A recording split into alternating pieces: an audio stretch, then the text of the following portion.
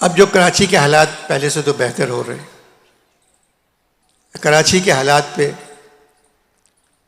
ज़हरा निगाह की एक छोटी सी नज़्म है। क़यामत थी कराची में। सुबह दम जो देखा था क्या हरा भरा घर था। डांटती हुई बीवी, भागते हुए बच्चे, रस्सियों की बाहों में झूलते हुए कपड़े, बोलते हुए बर्तन, जागते हुए चूल्हे। मुर्गियों के डरबे थे, काबुकें थी, पिंजरा था। दूर एक कोने में साइकिल का पहिया था। 20 गज के आंगन में सभी कुछ तो रखा था। एक पल में ये मंजर क्या बदल सा जाता है।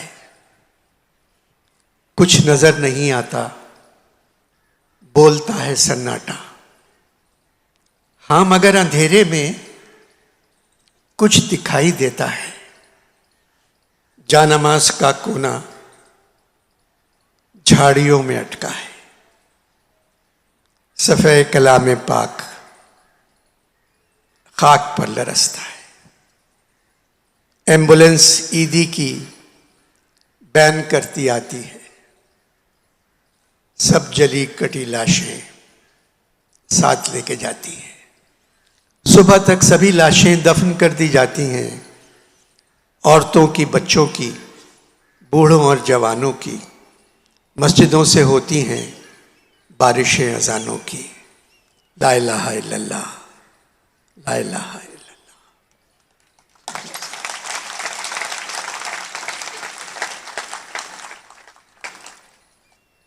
हमारे एक शायर थे, बहुत अच्छे मज़ाहिया शायर थे, दिलावर फिगार साहब। वो दूसरों की औरों को भी लिख के देते थे। तो उनके पास एक वक्त में 2 शायर आ गए। एक को सेहरा चाहिए था, एक को मरसिया चाहिए था। अब दिलावर फिगार बैठे लिख रहे थे और लिखा, एक सेहरा लिखा और कागज़ यूं फाड़ने के बजाय इस तरह से फाड़ दिया गुस्से में। तो जो सेहरा पढ़ने गए वो एक मिसरा सेहरे का हो गया, दूसरा मरसिया का हो गया। मगर वो पढ़ रहे हैं शादी में कि अथर मियाँ का अक़्द हुआ है बहार में। सेहरे का मिसरा है, अथर मियाँ का अक़्द हुआ है बहार में। अब दूसरा मरसिया का आ गया, ए काश कोई फूल बिछा दे मज़ार में। अथर मियाँ का अक़्द हुआ है बहार में, ऐ काश कोई फूल बिछा दे मज़ार में। और पूरी नज़म चल रही है। आखिरी मिसरा सबसे अच्छा है शेर। यारब बनी के साथ हमेशा बना रहे। बनी बना मतलब मगर गाला में तीसरी बनी आई है।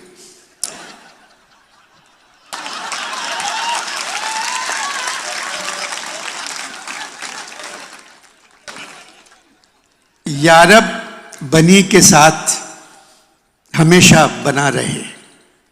अरे तुम क्या रहोगे जब न रसूल खुदा रहे। ये मरसिए का मिसरा आ गया।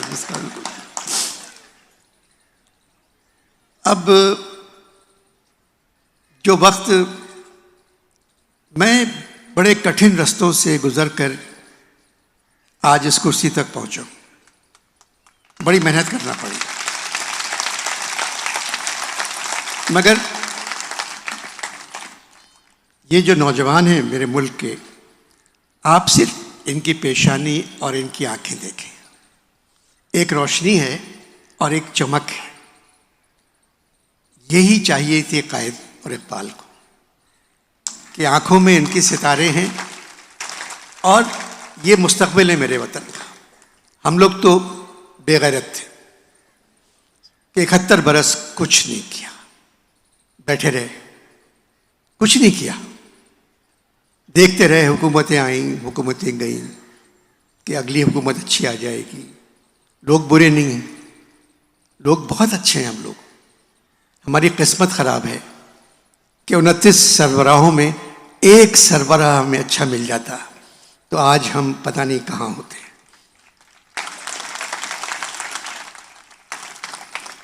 अब जाके एक आदमी ऐसा आया है कि वो ईमानदार है। यही बड़ी गनीमत बात है कि पाकिस्तान को एक ईमानदार आदमी मिला। ये अल्लाह ताला का करम है इस मुल्क पर कि एक आदमी हमें ईमानदार मिला है।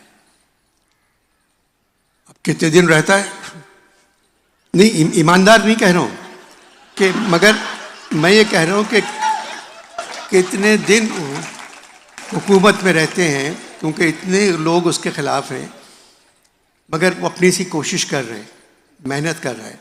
और मुझे पता है कि हालात को बदलना है। कब तक नहीं बदलेंगे हालात? हमने तो देख लिया, उतार चढ़ाव भी देख लिया, माशाल्लाह भी देख लिया। मेरी हर फौजी से लड़ाई भी होती रही। पता नहीं जेल नहीं गया मैं, जेल नहीं गया। एक वक्त तो मुझे कहना पड़ा ज़ियाउल हक़ से कि आप मुझे जेल में डाल दें, तो कम से कम मैं महफूज तो रहूँगा। तो मगर ये कि आप देखें 34 बरस फौज रूल किया, फौज ने 71 वर्षों में से। मगर हम खुद बुलाते थे फौज को कि आ जाएं, हालात ऐसे कर देते थे। अब लोग बहुत खुश हैं, फिल्में बहुत अच्छी बन रही हैं।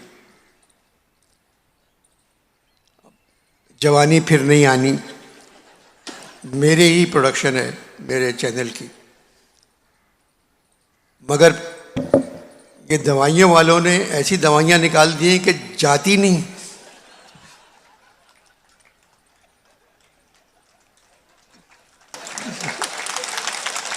और मगर पुराने ज़माने में बूढ़े परेशान बैठे रहते थे, आजकल सबसे ज़्यादा मुस्कुराहट ही बूढ़ों के चेहरों पर।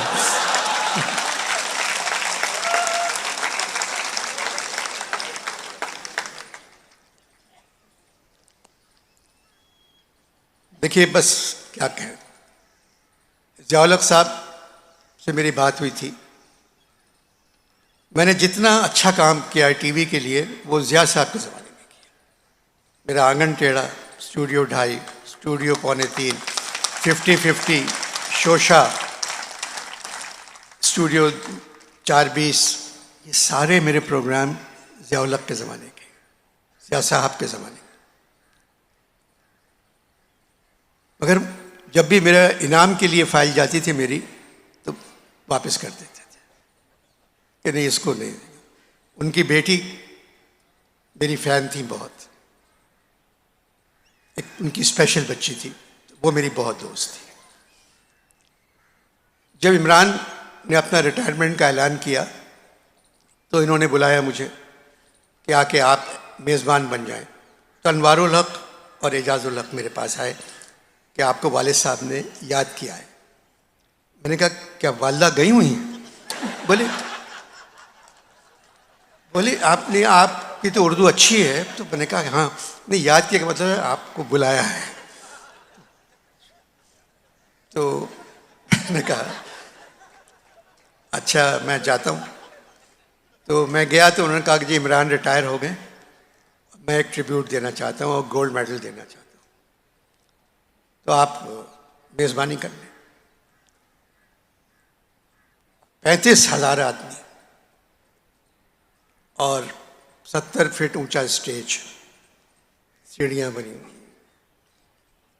तो ज़ियाउल हक़ साहब ने मुझे एक दिन पहले बुलाया और कहा कि 10 बजे मुझे फ्रांस के सफ़ीर के यहाँ जाना है, तो आप पूरा प्रोग्राम जो मेरा मेडल देना वगैरह है वो 10 बजे ख़त्म कर दें, मैं चला जाऊँ, उसके बाद आप प्रोग्राम जारी रखें। अब प्रोग्राम शुरू किया। मैंने कहा 1971 हमारे लिए अच्छा नहीं था, आधा मुल्क टूट गया था, हम लोग परेशान बैठे थे, कुछ समझ में नहीं आ रहा था कि क्या हो गया, आधा मुल्क खो दिया हमने। मगर फिर हमने टेलीविज़न पर एक नौजवान को भागते देखा जिसको कमीज़ के बटन बंद करना भी नहीं आते थे, और वो इतना अच्छा भागा कि हम कुछ थोड़ा बहुत अपना गम भूल गए कि हमने क्या खोया है, क्योंकि हमने इमरान को पा लिया था। 71 में इमरान ने अपना करियर शुरू किया और ज़िया-उल हक साहब,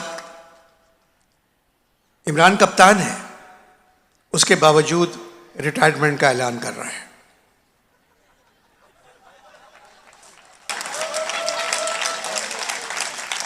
इमरान खान, वो इमरान अपने स्टाइल में जो उनका है वो है। अब मैंने कहा ये इमरान के रिकॉर्ड ने इतने विकेट लिए, इतने कैच मिस किए, इतने मिस कैच किए, तो मतलब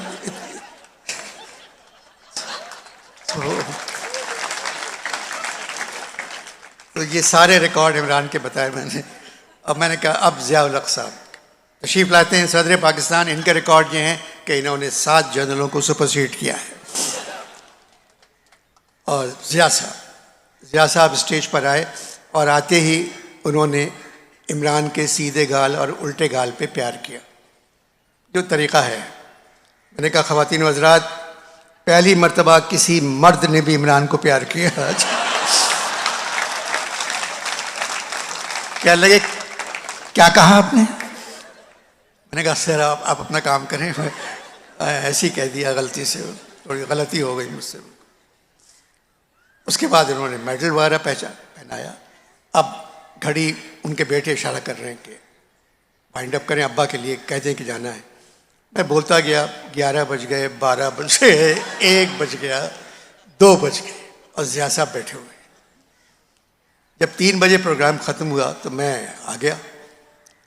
3:30 बजे दोनों बेटे आए कि आपको बुलाया है वाले साहब। मैंने कहा मेरे भाई सिंध के इंफॉर्मेशन सेक्रेटरी थे, अहमद मकसूद हमीदी, तो मैंने अहमद भाई को फ़ोन किया 3:30 बजे रात के, अहमद भाई मुझे 3:30 बजे सदर साहब बुला रहे हैं, बोल रहे हैं तुमने डन एनीथिंग क्या? मैंने कहा नथिंग भाई। बोले फिर you have to go, it's protocol. तो मैंने कहा अच्छा। अब मैं गाड़ी में बैठ गया, उसमें वायरलेस लगा हुआ है, चकलाला से गाड़ी यहाँ गई, इधर गई, इधर गई। जब प्रेसिडेंट हाउस में गई तो ज़िया साहब वही कपड़े पहने हुए, दरवाज़ा खोला, आइए।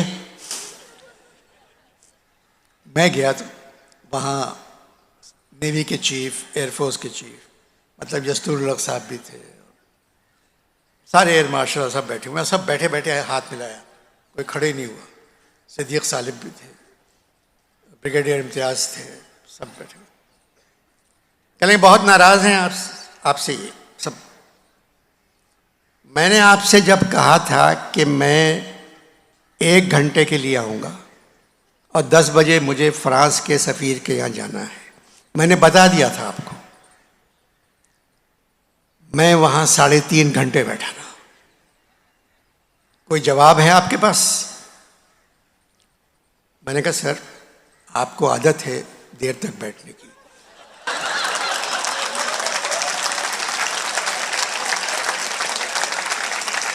कहने लगे क्या मतलब? मैंने कहा 90 दिन के लिए आए थे, 7 साल हो गए सर।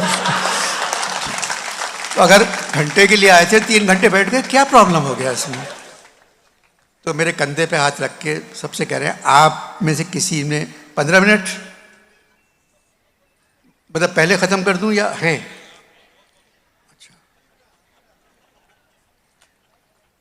तो मैंने कहा कि बेटा अगर मुझे नज़र नहीं आता तो फिर क्या होता?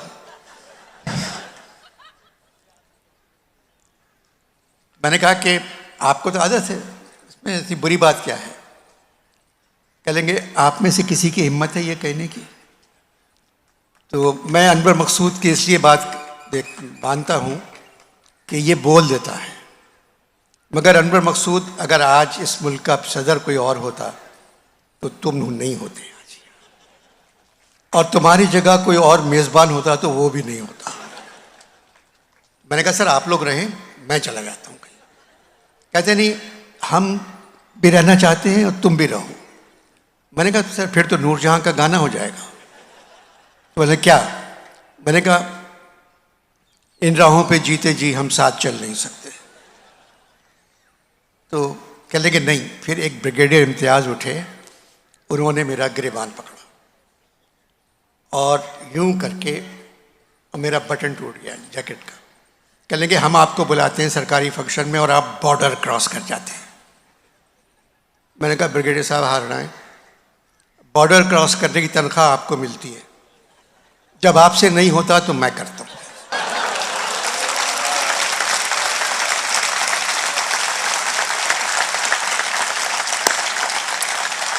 चले, आप लोग बहुत अच्छे, ये मुल्क बहुत अच्छा है और बच्चे बहुत अच्छे हैं। बस अल्लाह इनको जिंदगी दे, तौफीक दे। बेटा सच बोलना, आज मुझसे वादा करो कि जिंदगी में सच बोलोगे। सच का सबसे बड़ा फायदा है, मैं सिर्फ बच्चों या नौजवानों से कह रहा हूं, सच का सबसे बड़ा फायदा है इंसान बोलकर भूल जाता है क्या बोला था। झूठ बोलकर सारी जिंदगी तुम्हें याद रखना पड़ता है कि क्या कहा था। सच बोलोगे, सारे रास्ते तुम्हारे लिए रोशन नजर आएंगे। बड़ा अच्छा मुल्क है, बड़े अच्छे लोग हैं, सबसे अच्छी जगह है। पीआईए कल मियां पीआईए को ठीक कर दे, मतलब चील पे बैठ के जाना ज्यादा सेफ है। अभी मैं टोक्यो से आ रहा था तो मेरे साथ एक खातून बैठी हुई थी और मैं लिख रहा था बैठा हुआ, और मुसलसल मुझे बोले जा रही हैं, अनवर साहब पीआईए की जो फजूल खर्ची है इस पर लिखें ना आप। तो मैंने कहा जी जी मैं ज़रूर लिखूंगा, बताइए 25-30 एयरक्राफ्ट है और 30,000 आदमी। मैंने कहा जी जी बिल्कुल लिखूंगा मैं, और आप इनकी फजूल खर्ची देखिए। मैंने कहा जी जी। फिर मैं रुक गया, मैंने कहा आप इनकी फजूल खर्ची की बात बिल्कुल सही कर रही हैं। अब देखिए मैं और आप बैठे हुए हैं और 2 सीट बेल्ट है, जबकि एक से ही काम चल सकता था। बोले अच्छा आप लिखें, आप लिखें।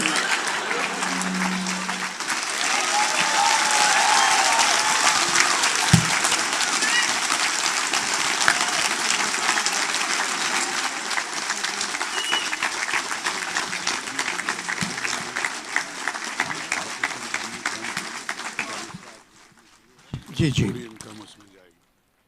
अब एक अनाउंसमेंट करना है मुझे। मेरा खेल था आंगन टेढ़ा।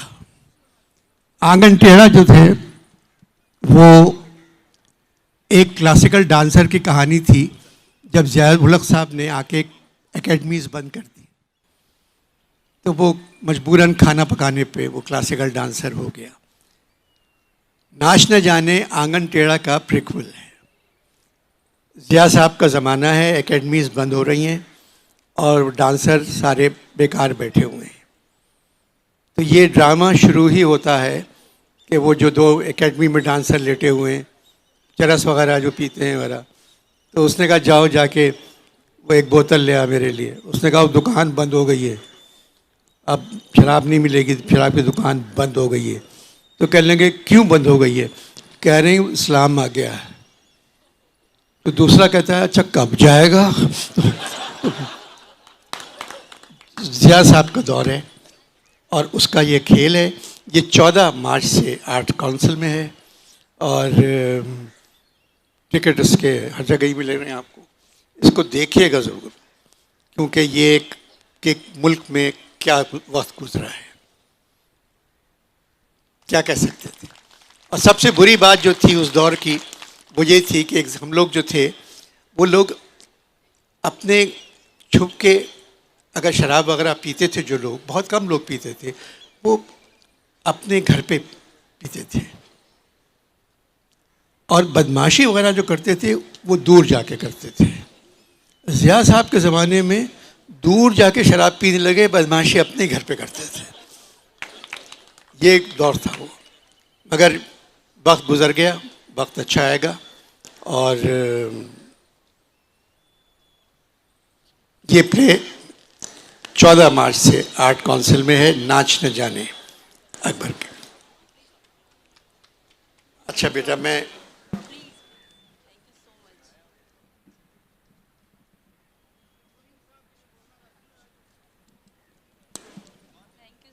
Much. So nice of you. Thank you, sir. और बस मैं एक बात ये कि मैं अकेला आया हूँ आज। कुछ साल पहले ये प्रोग्राम होता तो मेरे साथ एक साहब होते, उनका नाम होता मोइन अख्तर। और जब मैं और मोइन मिलके आपसे बात करते तो कुछ मज़ा ही और होता। मगर मोइन खुश हैं अपने ऊपर, उनसे बातचीत होती है मेरी। हाँ, वहाँ अब तक 3 प्रोग्राम मिले मगर पैसे अब तक किसी एक के नहीं मिले। खत जी बेटा मैं नहीं दे सकता, ये फेस्ट हमारा अगला प्रोग्राम है तो अब हम माजरा चाहेंगे।